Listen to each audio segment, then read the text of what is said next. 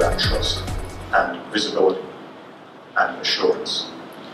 So within the Department of Defence, there are shadow services that develop in various of the stovepipes because the people that are doing that don't trust the service that's being delivered from the central authority that's delivering that service.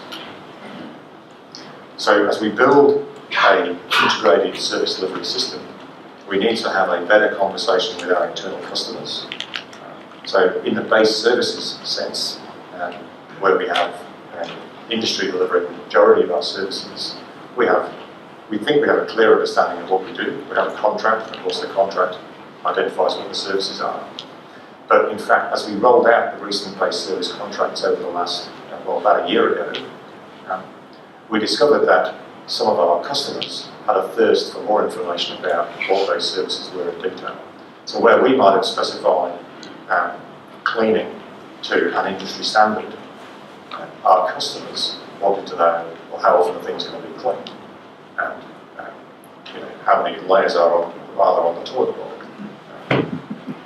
Really simple things. And we hadn't done a very good job in explaining to our customers how the new contracts were going to work and what the new standards meant. And so there was a trust deficit. And we're overcoming that at the moment. As we go forward, there needs to be a better relationship between the service deliverers, which in some cases are my own people, in some cases are industry, and our customers internally, so that we can provide transparency, we can provide performance data, we can provide assurance data that what we're doing is working.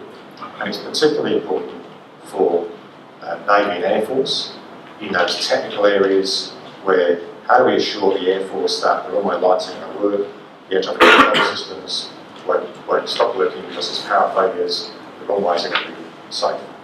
How do we assure the Navy that the wharves are properly certified for the loads that they need to carry, that the ship-ashore power is within specification and is safe? And there's a way to go in terms of building that level of assurance in the work that we do. So this service delivery project is very broad, and it's actually an enormous piece of work that will affect huge parts of the department, which our piece is simply one. But it's not impossible. So we have a framework. David Peter has given us a framework and said, you've got to go in this direction. Someone's described it as, David Peter said, here's the house. What we have to do is go and furnish the house with the detail of how this is all going to work. I think it's a bigger problem than that. I think we've got the foundations laid. We have to go build the house across the range of services internally. So I'll move on to the white paper. I really was hoping it would be out by now. This white paper's had 3 defence ministers oversighting it so far, which is, we think, possibly a first for any white paper. It was due out in March this year originally. You haven't heard the government talking about its white paper within 18 months. Elected for quite a while. And there won't be a lot of surprises in the white paper, I think, when it comes out. So the white paper will set the strategic direction for defence, and it will be a 20-year look, which is what you'd expect out of a white paper.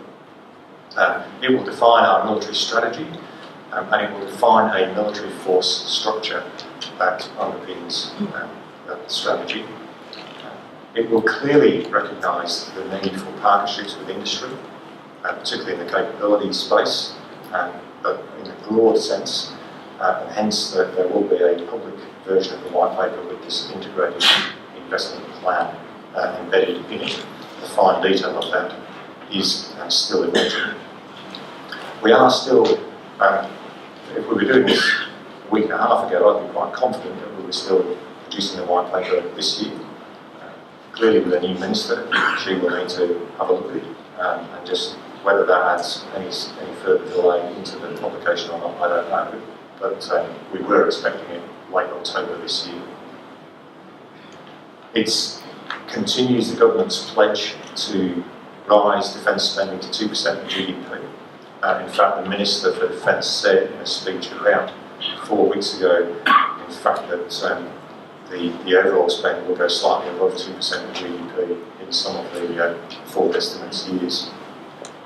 And it will be a fully costed plan within the funding envelope that government will agree. And one of the key features in the white paper is the US alliance. We've spoken in these forums before about the US pivot to Asia, the training that the US are now doing in the north. We had 1,100 US Marines up in the north for the last rotation, and those numbers will gradually increase up to a peak of about 2,500, which will require an amount of facilities work, particularly as the air group comes in and anchor boats, and we'll talk a bit about that later on. There's still some talk about cooperation with the US Navy and what that might mean in terms of naval facilities is as yet unknown. So I've talked a little bit about most of the points on this slide. Simply to say that in the estate world, we are anticipating increased expenditure out of this white paper. We've made a strong case for reinvesting in the estate and in the enablers in the broad. So the white paper will put more funding into ICT, more funding into the estate, and probably into the logistics process as well. So that will see a rising annual spend, and the majority of that increase will go into capital works over the next decade, starting probably